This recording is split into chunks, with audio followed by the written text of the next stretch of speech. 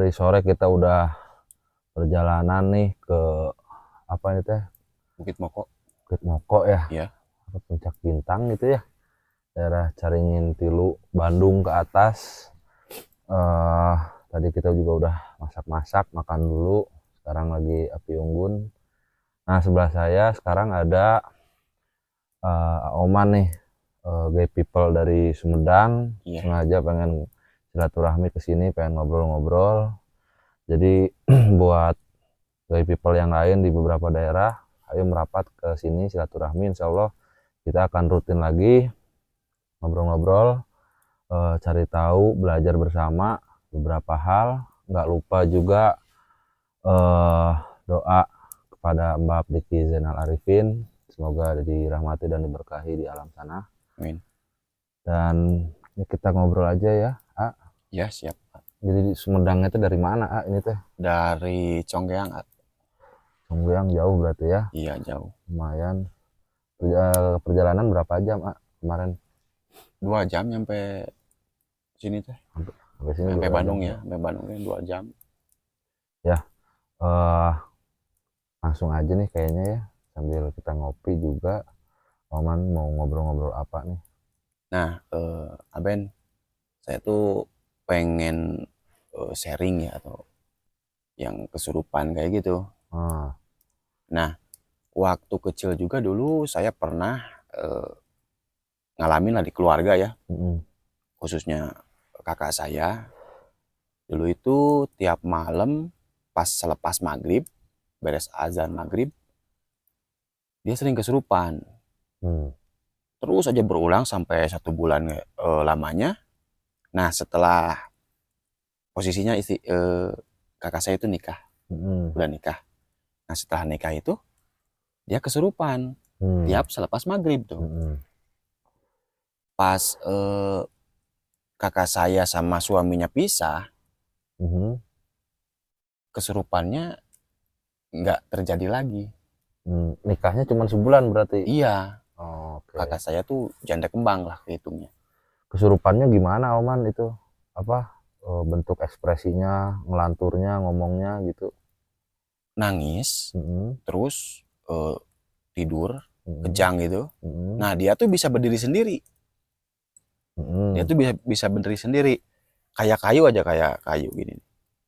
mm. Jadi si Oh, lututnya itu, dari rebah iya, dari gitu. rebah tuh berdiri. Nggak nekuk dulu sih Enggak, lututnya. enggak. Saya lihat sendiri Mm, waktu kecil itu, pas SD. Nah, penjelasannya kesurupan itu gimana sih, Mas Ben? kita belajar bareng aja, Ayah. Iya. Pertama sih ada beberapa eh, kategori ya terkait kesurupan gitu. Heeh. Kesurupan pertama tuh jadi mungkin itu gangguan psikis ya, mental gitu, kemudian tekanan, kemudian juga trauma masa Mm-mm. lalu Mm-mm. yang terpantik oleh beberapa situasi terkini, sehingga beban masa lalunya tuh semacam apa, diekspresikan secara langsung. Respon-respon lainnya biasanya bentuknya tangisan, Iya. trauma Heeh, benar. gitu ya, tangisan, kemudian tubuh sulit dikendalikan. Tapi yang kakaknya Oman itu ada bicara aneh-aneh nggak gitu, saya apa, penunggu apa gitu, Enggak. cuman nangis aja sama. Ya, yang saya tahu ya, hmm, yang saya tahu, saya ingat nangis. hmm, Sama itu tuh yang yang paling saya takut tuh pas si kakaknya itu dari rebahan itu hmm. berdiri. Ya, kalau saking apa ya, saking besarnya tekanan Mm. si tubuh tuh, dia bisa bisa lebih bisa lebih ini ya, apa artinya, lebih besar tenaganya, Heeh. kayak kita dikejar anjing lah ya, Iya, iya. mau gimana juga itu lari kita bisa sangat cepat gitu karena ada tekanan dan dorongan untuk menyelamatkan diri. Mm.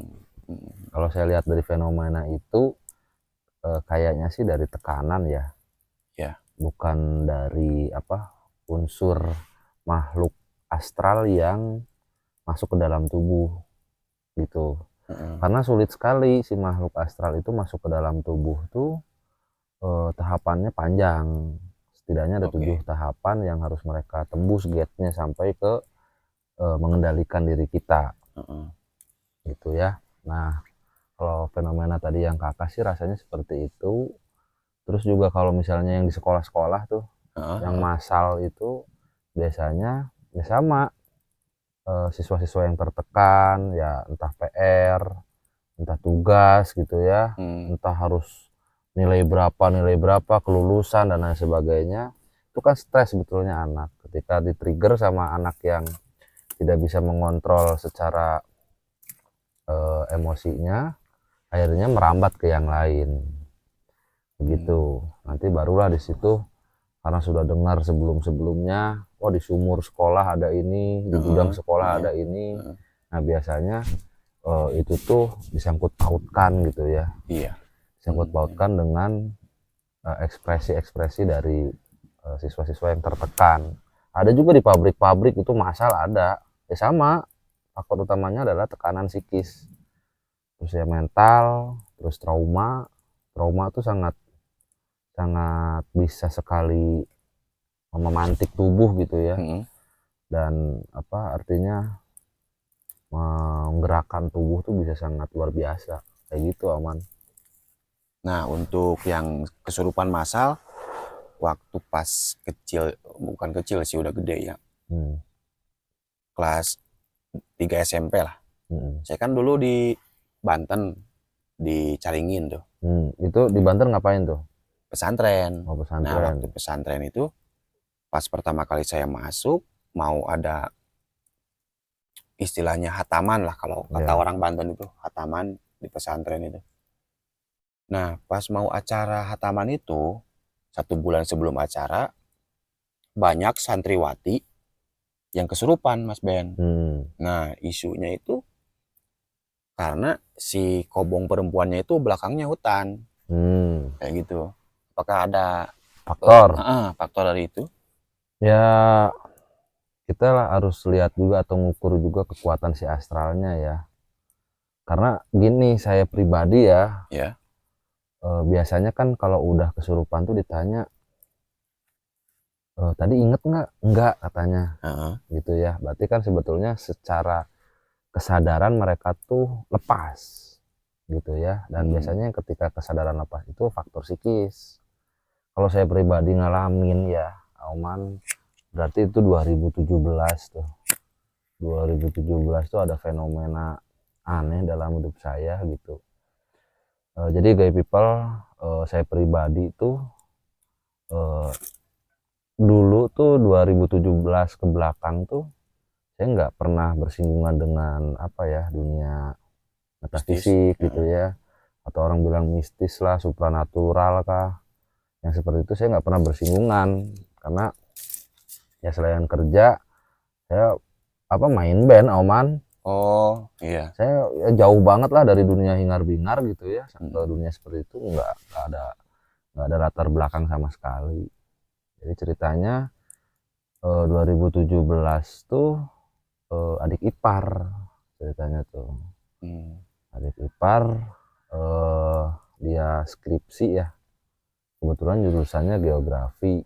Nah, saya bantu tugas skripsinya karena saya juga seneng ya riset lah ya karena background juga di keluarga antropologi gitu ya. Mm. Lalu saya arahkan jadi geoantropolog aja.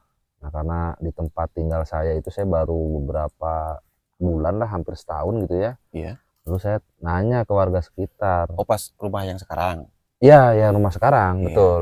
Yang Oman nginep tuh semalam. Heeh. Mm-mm. Jadi karena saya baru, saya nanya objek penelitian yang paling memungkinkan adalah situs. Nah, Mm. di situs tuh tadinya si adik tuh apa meneliti batuan gitu ya, mungkin usia batuan, carbon dating, kemudian kontur dan lain sebagainya tentang ilmu geografi lah. Iya. Nah, saya kebudayaannya, pola masyarakatnya, kemudian tatanannya seperti apa.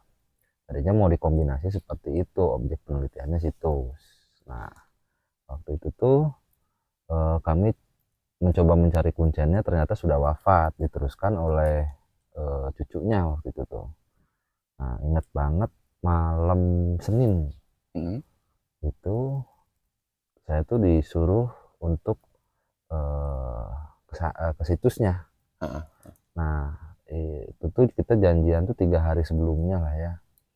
Nah, saya ingat dari cucunya Kuncen tuh bilang katanya, Pak bawa rujaken katanya tuh, gitu ya. Rujakan apa itu, Mas? Ya makanya saya teh udah aja ya, inget-inget sampai di hari Minggu sore tuh baru ingat.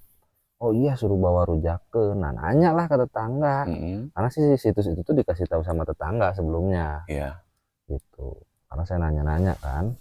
Nah kata tetangga tuh, saya nanya mak kalau rujaken buah apa aja karena saya nggak tahu ya. Heeh, heeh, heeh. Oh ternyata saya diarahin ke, kalau di Bandung tuh ada ya Gay People di Pasar Cikutra, dekat rumah sakit. Nah, saya ke sana, oh ternyata tukang sajen yang jualan Oh, sajen. rujak itu sajen. Nah saya juga masih belum tahu tuh, Heeh. pas sampai tuh ke si emangnya, meser rujaken, saya beli rujak gitu ya, rujaken gitu.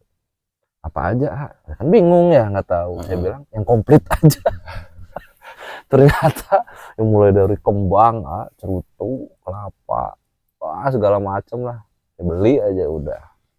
Ingatlah di jam pertemuan, akhirnya sekitar Isya lah ya. Saya nyamperin ke rumah cucu Kuncen itu karena si cucunya Kuncen tuh menjanjikan mediasi. Nah Hmm. ini kaitannya masih kesurupan tuh. Menjanjikan mediasi. Nah saya kan temenin adik dan saya Heeh. resep lah gitu ya kalau Heeh. istilah Heeh. kitanya mah, seneng untuk penelitian gitu tuh. Pokoknya mau itu kesurupan jadi macan, jadi kelabang lah, jadi apa ya nggak peduli, yang penting saya dapat data ya kan, Mm-mm. sama adik tuh. Nah saya nyamper ke rumah cucunya Kuncen tuh, ternyata di sana udah ada 3 orang, tuh sama saya adik, berarti kan 5 orang. Saya tunggu gitu, saya tunggu kapan nih mediasinya. Saya pikir nunggu anaknya tidur Heeh. ternyata enggak. Nah kan karena rumahnya rumah panggung waktu itu tuh, rumah panggung. Saya di ruang tamu, pintu pintu depannya tuh kebuka. Nah Hmm. tiba-tiba si pintu tuh Tutup. nutup sendiri, puk gitu ya. Aneh kan. Tapi si bapaknya bilang gini, wah eyang udah datang katanya, gitu. Hmm. Mulai nih saya kan. Nah, Mulai merinding saya nih, Mas. enggak, belum, Oh, belum, belum. belum, belum, ntar dulu. Ya, ya. Nah, dari situ tuh dia nanya, mau pakai apa kesananya? Kemana? Ya ke situsnya. Malam-malam, itu tuh udah mulai jam 9 tuh. Heeh. Lama lumayan sekitar 2 jam nungguin itu tuh sampai si pintu nutup tuh. Jalan kaki aja. Terus jalan setengah jam itu jalan Heeh. Ke tanjakan. situs itu. Heeh. Nah, terus karena situsnya udah di lingkungan inilah, saya nggak bisa bilang gitu ya. Iya, iya. Jadi kita tuh ngendap-ngendap masuk ke situs itu tuh. Gitu. Hmm. Karena diiming-imingi mediasi kan. Ngendap-ngendap. Terus si rujaken tadi tuh, yang sesajen itu tuh dibuka dari tas. Terus disajikan lah gitu ya. Heeh. Begitu ya, mungkin si bapaknya berdoa apa segala macam. Lalu saya disuruh berdoa ke depan, kan itu udah kayak altar gitu Iya. terus batu-batu gitulah. Oke, saya disuruh berdoa tuh bingung nih baca doa apa saya juga ya kan. Nah tiba-tiba saya merem aja. Doa makan. enggak enggak doa makan, Oh, itu mah saya diem karena iya. bingung harus doa apa. Iya. Cuma kalau istilah Sundanya mah ngahulang ya, Heeh. liar gitu, bingung ini harus ngapain gitu kan, nggak ngerti ya. Iya. Lagi merem, tiba-tiba si tangan gerak sendiri. Tangan kiri itu saya masih ingat, tangan kiri gerak sendiri. Itu pengalaman pertama kali yang saya nggak bisa lupa sampai sekarang tuh, yang akhirnya mengantarkan saya sama teman-teman tuh bisa berkolaborasi dengan Mbap. tangannya si gerak sendiri, nempel ke batu. Itu mau ditarik nggak bisa, Auman. Ada yang Nekat ngendaliin banget. itu. Nggak tahu, saya juga nggak ngerti. Nggak bisa digerak-gerakin si tangan saya teh. Nah, sampai dia ngangkat sendiri. Buru-buru saya ke belakang, kan kadang ngejejer gitu ya. Saya ke belakang, udah jadi kipar. Sekarang si A yang satu lagi katanya, maju. Baca apa? Gak tahu. Nah, si ada kipar maju. Nah, tepat di punggungnya di depan saya, Oma. Nah, itu tuh tangan gerak lagi ceritanya tuh. Adik ipar juga. Enggak, yang saya, tangan saya gerak lagi. Tangan gerak lagi tuh ke punggungnya gini, terus apa? Tubuhnya tuh turun gitu, Oman. Nah, setelah selesai situasi itu tuh, singkat ceritanya tuh gini, tangan A tuh berat banget katanya. Gitu. Ini adik ipar yang bilang. Setelah saya lepas dari punggung, nah saya tuh mulai tangan yang kanan tuh di batu-batu, saya tuh duduk tuh ya, mulai gerak-gerak sendiri, gerak-gerak sendiri. Jadi ada satu batu yang mungkin sebesar dudukan kita gini ya, tebalnya segini lah ya, mungkin 40 cm lah ya, 40 cm, sama satu tangan keangkat. Oke, masih masuk akal, padahal itu si batunya udah nancep tuh ke tanah, udah keras banget. Angkat. Nah, dari situ udah nggak bisa ngontrol. Nah, bedanya gay people gini, si tubuh saya tuh jadi kekuatannya besar ketika itu tuh, dan nggak bisa di stop, tapi memori saya kejaga, makanya saya bisa cerita detail sampai detik ini. Itu termasuk kesurupan gak, Mas? Ya mungkin ya, nggak tahu nih, cuman yang pasti ada yang ngejumper tubuh saya lah gitu. Itu tanah saya gali ya, dari pakai kuku ya gay people. Nah, pakai kuku tuh sampai sesiku, sampai satu siku dalamnya ya, dalamnya sampai satu siku. Itu akar dari yang segede kelingking gini sampai yang segede pergelangan tangan saya ini, itu empuk banget nyambutnya tuh, gampang gitu, gampang banget. Itu tenaga besar banget, tapi saya nggak bisa mengendalikan. Sampai satu sikut tuh kedalamannya tuh, saya kan tahu ya, ini robekan akar, ini tanah gitu ya, ini batu-batu kecil. Di dalam tuh nggak ada apa-apa, nggak ada apa-apa. Ditarik tangan saya tuh ceritanya udah dalam nih, segini nih, saya tarik, terus tangan saya masih inget gini banget nih, posisinya tuh nih, ini tiba-tiba masuk lagi ke dalam lubang itu, sekali itu mah. Lubangnya kan segede ini saya, langsung masuk gitu. Nah, di situ kok tadi mah nggak ada ini, saya bilang teh. Saya nyengkram satu batu segenggaman saya gini. Nah, itu yang diangkat, diangkat. Nah, terus diliatin tuh ke bapak-bapak yang tiga itu, diliatin gini. Pas ngeliatin gini, kan memori mah kejaga saya, ingat saya. Kata si bapak itu, kalau nanti penelitian jangan pernah bawa batu satupun, katanya. Dari situ-situ. Pernah kejadian ada orang yang bawa batu dari situ, pulang dari situ perjalanan meninggal. Nah, sedangkan saya kan baru ngeliatin batu tuh. Iya. Nah, pas ngeliatin itu tuh langsung terlintas omongan itu tuh. Jadi pas lagi itu kalau istilah Sundanya, cipai aing gitu loh. Serius. Wah, itu mencekam banget. 3 orang itu cuman diem aja bapak. Pas saya ngeliatin batu, mangga katanya silahkan. Ya. Saya masukin tuh ke dalam tas. Dari situ mulai deh aman. Saya tuh badan tuh kayak tebel banget. Duduknya gini nih. Nyelang kakinya gini. Terus saya ngerokok. Terus minta rokoknya yang kretek. Dan megangnya bukan gini nih ya. Ini saya kalau megang rokok gini nih.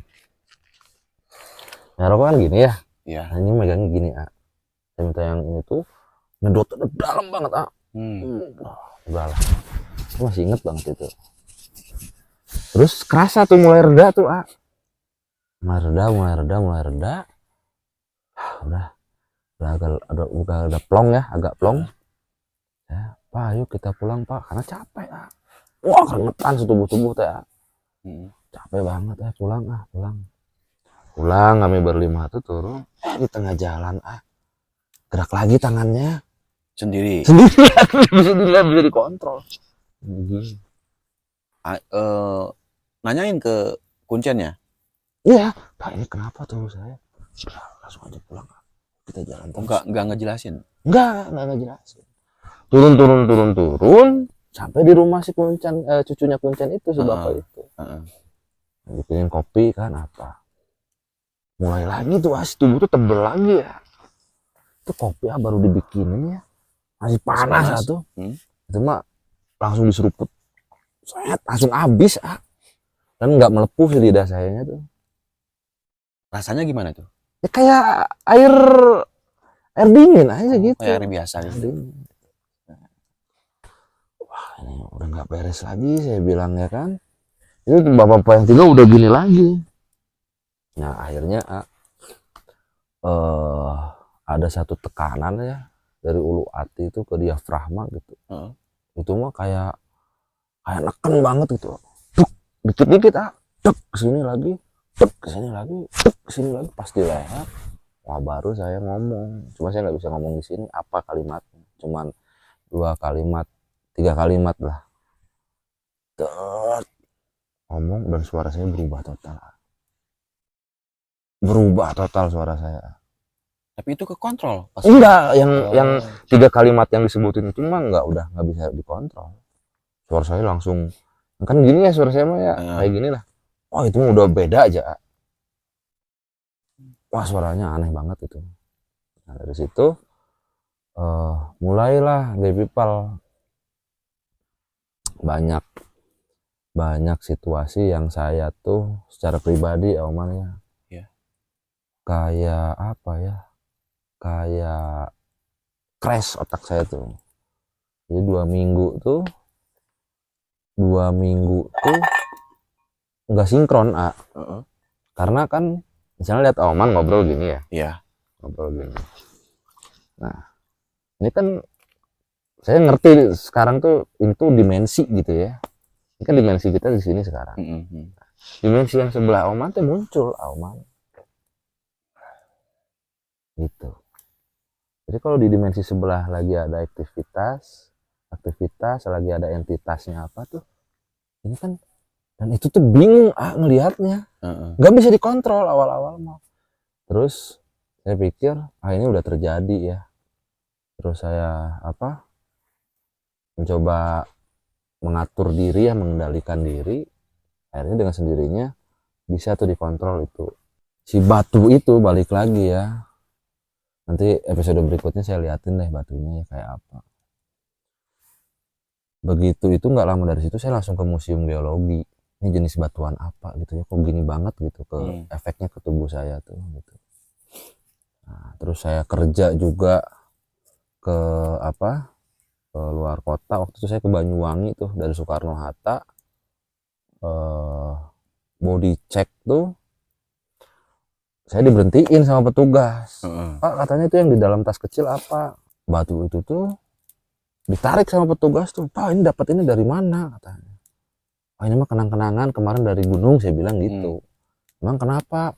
Itu teman-temannya dikumpulin semua tuh sebandara tuh ya, di tempat mau masuk ke lobi itu di body check tuh. Dikumpulin, ada ini.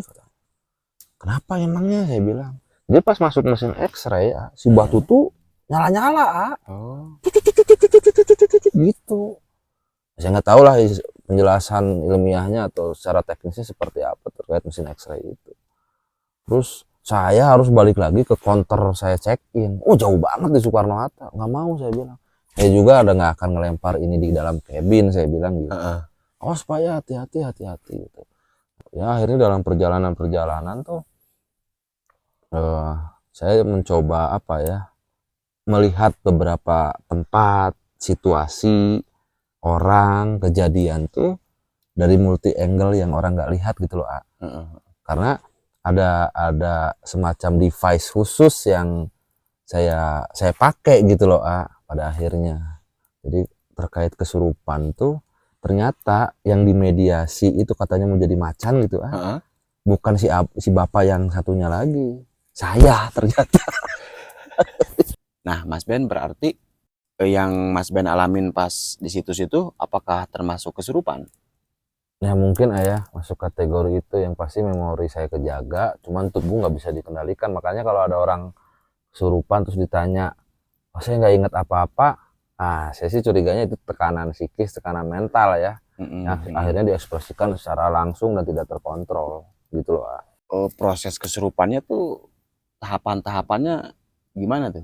Jadi di tubuh manusia ini kita punya 7 lapisan, dari mulai rambut sampai ke sumsum. Nah, itu tuh biasanya respon pertama kalau udah bergesekan dengan entitas astral gitu ya, katakan simpel aja astral gitu ya, yang mau ngejumper tubuh kita, ya biasanya kita merinding tuh. Makanya si bulu pada berdiri. Kemudian berikutnya. Berarti itu bukan mitos? Bukan, itu respon tubuh, karena kan kita punya sensor tuh. Sensor tentang situasi, tentang tempat gitu ya, tentang beberapa hal yang tubuh kita itu sangat cerdas. Kemudian berikutnya biasanya sakit badan tuh, sakit punduknya gitu ya, udah ini apa, tiba-tiba sakit di beberapa titik gitu ya, atau di satu titik gitu. Nah, itu biasanya udah mulai penetrasi tuh si energinya, sampai mual. Cuman kalau saya nggak ngalamin mual ya, mual biasanya gitu. Nah udah sampai ke pertahanan terakhir, jebol, nah baru itu diambil alih tubuh kita sama entitas itu. Cuman seharusnya sih memorinya tetap terjaga. Yang saya dengar juga ya, katanya kalau melamun lagi sendiri ya, tatapan kosong bisa kemasukan tuh.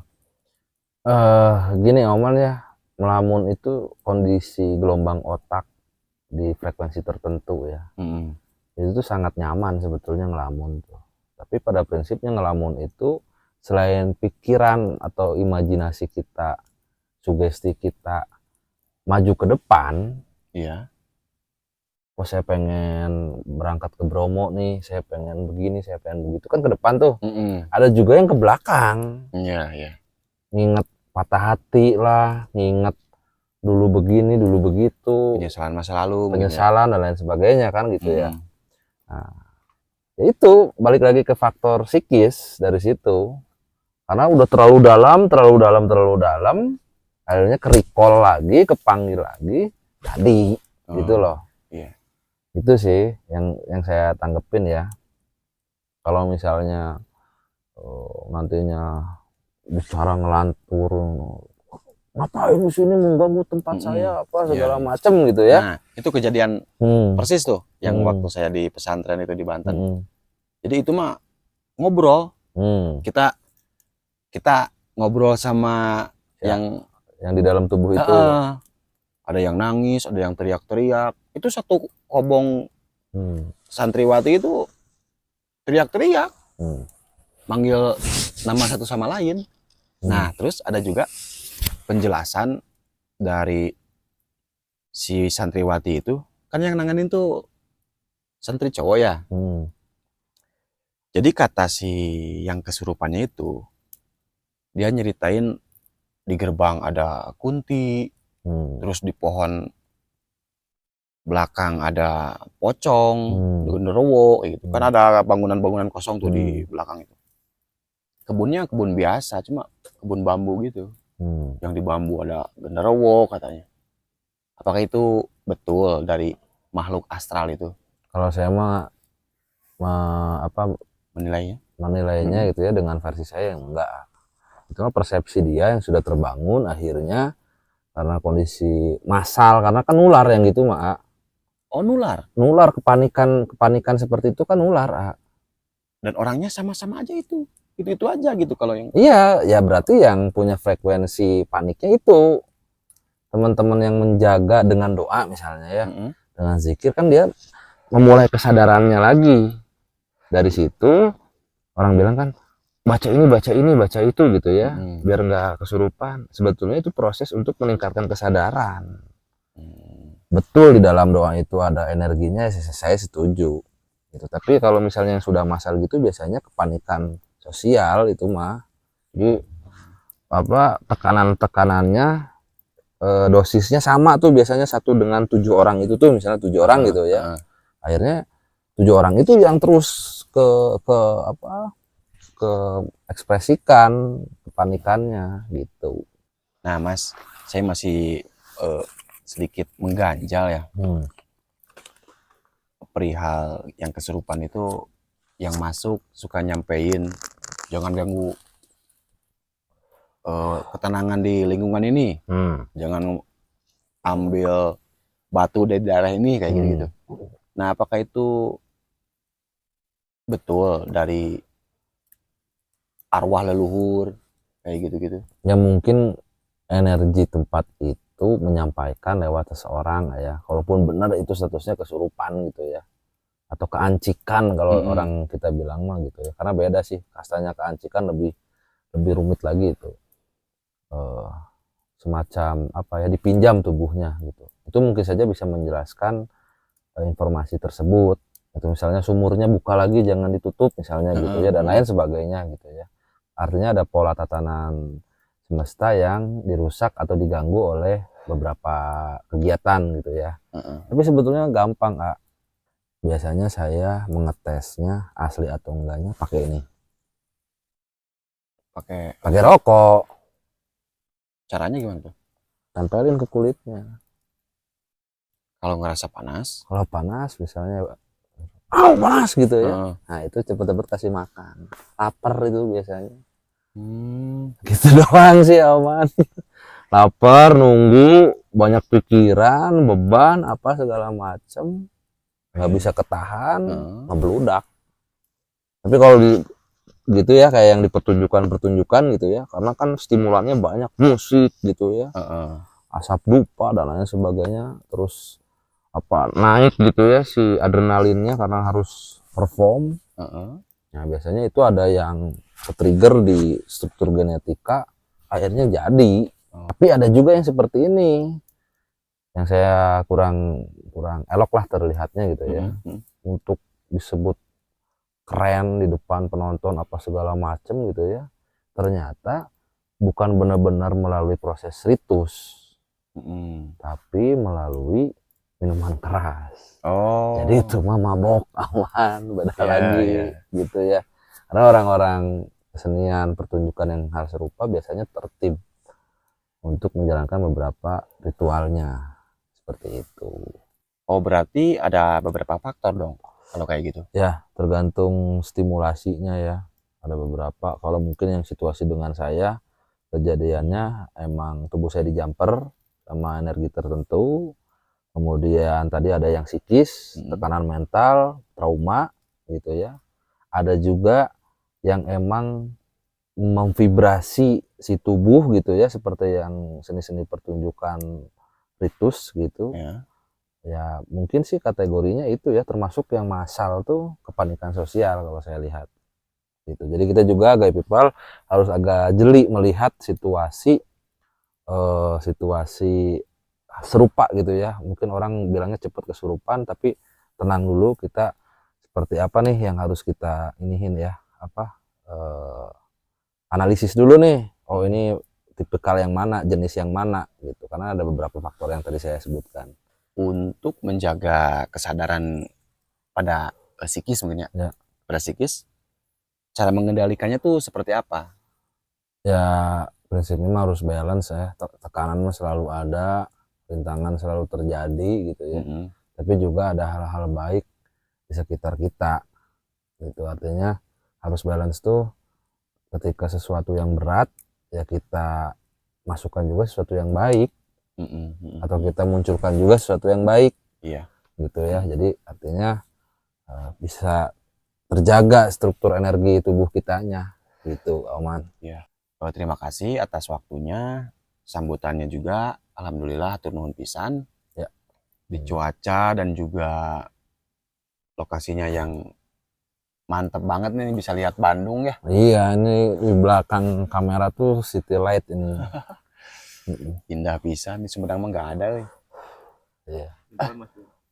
Oke, gitu ya Gay People, buat Gay People yang mau ngobrol-ngobrol gitu ya, sharing, bisa kontak aja nanti, di deskripsi ada. Ya mungkin kita bisa rutin ya, kita formatnya gini aja deh sekarang mah, simple, lebih akrab gitu. Dan harapannya yang tadi dijelaskan menjadi sebuah manfaat. Maaf juga kalau ada kesalahan kata dan sesuatu yang kurang berkenan. Makasih banyak gitu ya, Aman kehadirannya. Jangan kapok nih, Enggak. kita datang lagi ya, ngobrol-ngobrol Siap, lagi ya. ayo. Oke, Kontak Gay People aja, ya. Mas. Thank you.